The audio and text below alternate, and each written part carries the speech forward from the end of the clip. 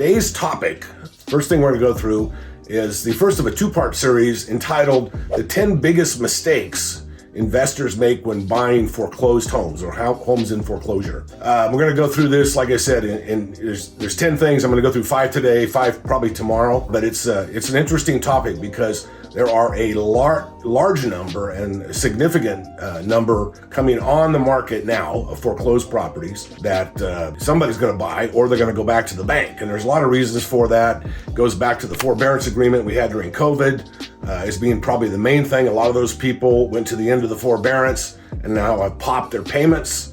And these lenders, as you might imagine, after not getting paid for 3 years or 2 years, are less than amenable to extending that. So those are in foreclosure. Number 2, we've got this recession thing that we're either in or going into, and that is causing additional people to fall behind on payments. And once again, the banks are less than likely to extend those. Why? Because a lot of those loans are lower interest rate loans. A lot of them are in the 3% range, 4% range. There's even some 2.5% money out there. So if you're a bank and you have a chance to foreclose on 3% money that you've loaned, get that house back, get your money back, and then turn around and loan it out at 6 or 7%, doubling your yield, why wouldn't you do that? So this go round, there's going to be less forgiveness from the banks in terms of foreclosure. So it's a topic that is definitely timely, and it is something that you need to be aware of if you're going to be in the foreclosure business. But there's some pitfalls. There's some biggest mistakes that all beginners, medium range investors, and even experienced investors like myself have to go through or need to try and avoid going through so that you can buy a successful property. First thing up is hidden debt. When you buy a property that's in, and I'm going to focus on properties that are in the foreclosure process that have not been auctioned off yet to somebody else. They haven't gone yet back to the bank, called an REO property. It used to be called an OREO property, other real estate owned properties. We're not going to focus on that. We're not going to focus on the auction. We're going to talk about the pre-auction type of properties. That's where your best move is if you want to get something relatively inexpensive with some equity in it and potentially with very little to no down. It's going to take some because you'll probably have to catch up the missing payments. But the first thing that you need to be aware of when you're doing that is the debt that is involved with the property. Now, most of us think, okay, there is a first from Bank of America or Wells Fargo or something like that they're behind on. But oftentimes there's a second out there, a HELOC, they're commonly called. And those are voluntary loans. So typically you've got to make sure you run the title so you know what's there in terms of voluntary. The other thing, the thing that catches most people in the neck is what's called an involuntary lien or loan. So an involuntary would be something like child support. It could be something like property taxes that are in default. These are things that are forced onto that home as a result of that seller owning that home. They have nothing to do with the property itself other than they are priority liens. And in other words, they get paid before the bank gets paid. So a lot of that stuff is not on a normal title search, a quick title search. If you were just to run something on some of these things that you can do from home, you may just see the Bank of America or Wells Fargo loan. You may not see that they owe $32,000 in child support and they're behind $10,000 on property taxes. You have to know that and you have to research that, because when you buy one of these things, you're buying it subject to all of that debt. Now, going through the actual foreclosure process, the auction, all of that stuff is paid off or extinguished. But when you buy before the auction date, you've got to be aware of all this stuff. So how do you do that? How do you find out exactly how much voluntary and involuntary liens are on a property? Best thing to do is contact your title office or your customer service department of your title company and have them run a preliminary title report for you. May cost you a little bit of money. It's well worth the money spent because you will avoid problems on the other end of the deal. So you need to know everything that's on there. Don't believe what somebody tells you, especially the seller. Okay, number 2, taxes. We talk about property taxes, and you generally can be aware of that.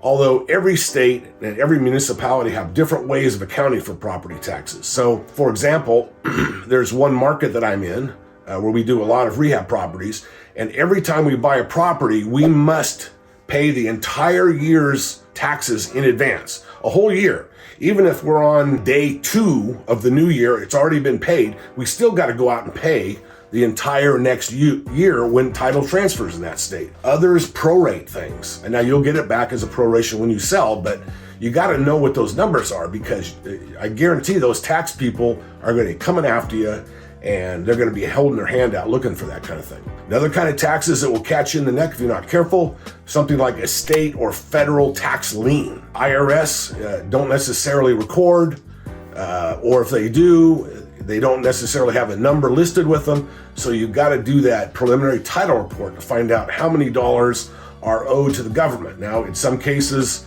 you can get the IRS to pass on that property, but only if there's very little equity on those kinds of things. It's hard to get them to get off of that property.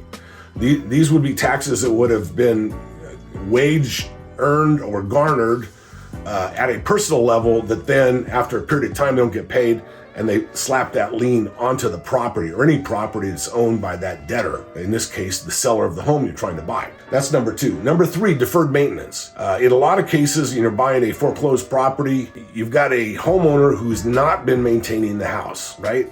So they're not, if they don't have money to even make the mortgage payment, they're not taking care of the termite issues, they're not worried about the leak in the roof, they're not worried about rats in the walls. There's all kinds of things that happen that you need to be aware of. And so I'd always recommend, if you're dealing directly with the seller, getting a full property inspection. We always recommend this on any property that we either are going to flip or keep, which is basically everything, unless you're going to wholesale it, which is very hard to do when you're in the foreclosure business. And I'll talk about that on the next call. But just as a general rule, the maintenance that's we call deferred maintenance, the maintenance that should have been done that's not been done yet, is probably an issue you need to look at. So that brings us to number 4, which is greedy or dishonest sellers. These are people who've missed payments. In many cases, these folks, unfortunately, have had bad financial situations. It could be anything from the usual things like death, divorce, taxes, bankruptcy, job loss, medical issues, having to move, family issues, or it could be something, more sinister, like they're just not making a payment because they're planning to stiff the bank and live there as long as they can and then move on. But no matter whatever their situation is, they are more than likely, if they're not making their payments, they're more than likely to not be totally truthful with you when you're negotiating with them to buy that house. Why would they? They stand to get nothing out of the deal or very little out of the deal. So it's not in their best interest in a lot of cases to be truthful. And people, frankly, who aren't able to make their payments and pay their bills, lying becomes part of the deal. I mean, it's how they survive. They're borrowing from Peter to pay Paul, and they're juggling whatever they can, using various methods to try and pay things. But at some point they throw up their hands and they just say, forget it, I'm done.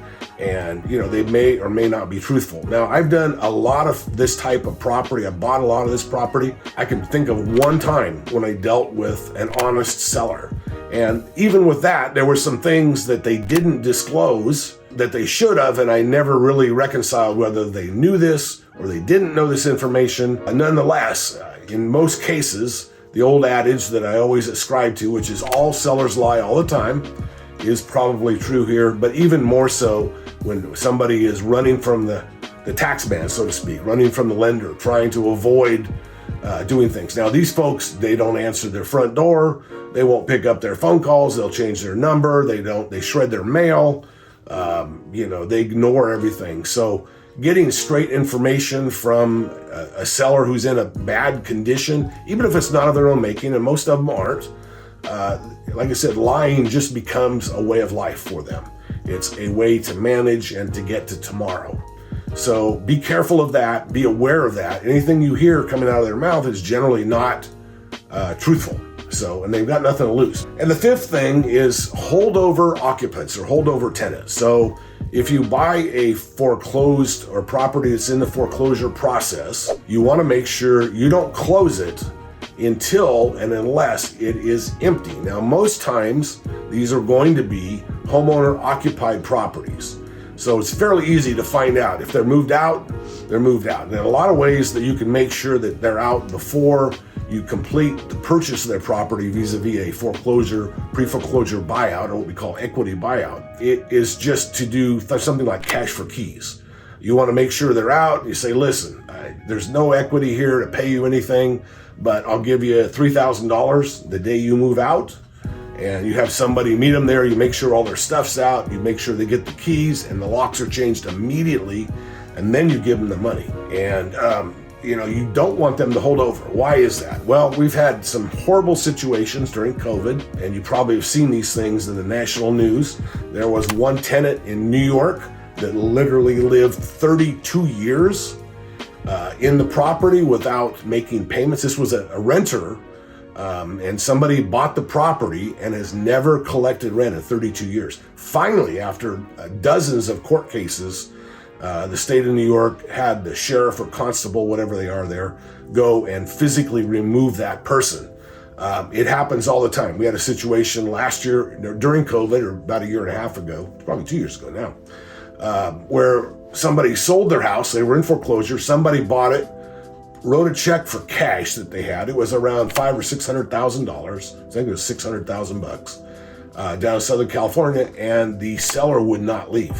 They claimed COVID status. Now, they owed nothing on the property except taxes, and they were behind on the taxes, so they got all $600,000, and then they wouldn't leave. And it took something like a year to get these people out. They did everything they could, including going to the news and so on and so forth. And all these folks did was just never answer the door, never answer the phone. Nobody always left somebody in the property. If they had to go to the store, the husband would go to the store and the wife would stay there. They never completely left the property. And so, they got away with a year or a year and a half of essentially free living. And they had $600,000 in their bank account. So this stuff does happen. These are kind of extreme examples, but I have seen this happen, and I learned this early on from my mentor, Ron LeGrand, and he taught me, which practice I believe in absolutely, and I've had it be successful more times than not. You don't give a check, you don't pay any money, you don't do anything with the old seller until they're gone. If there's a tenant in there, a lot of times, although it is less frequent than an owner-occupied, sometimes you've got non-owner-occupied properties, and it may be their tenant, could be their cousin, their nephew, their grandson, something like that, that's not living in there. Once again, you're going to have to address that situation with that occupant and say, listen, I'll give you some money, cash for keys it's called. I'll give you some money if you leave. The minute you're out, you give me the keys, I give you the cash. And you got to do that. If it's a non-owner occupied, a lot of times the seller of the house who doesn't live there can't get that tenant out, and they've stopped making bank payments, and so the property's in foreclosure. And it's a horrible situation, but the worst thing you can do is to put money into something, and then you've got this tenant, whether it's the seller or their tenant, staying in that property, and you'll have to forcibly evict them. And depending on what state you're in, that's a long and tedious, expensive, and horrible process. It can take a long time, and it will definitely tear up most, if not all, of the profit you may have expected to make on that property. So anyway, that's my first 5 of the 10 biggest mistakes that buyers make, investors make when they buy foreclosed properties. We're going to talk tomorrow about some of the other things, including some of the state laws. They vary all over the place, and we'll get you a little more information on that topic tomorrow.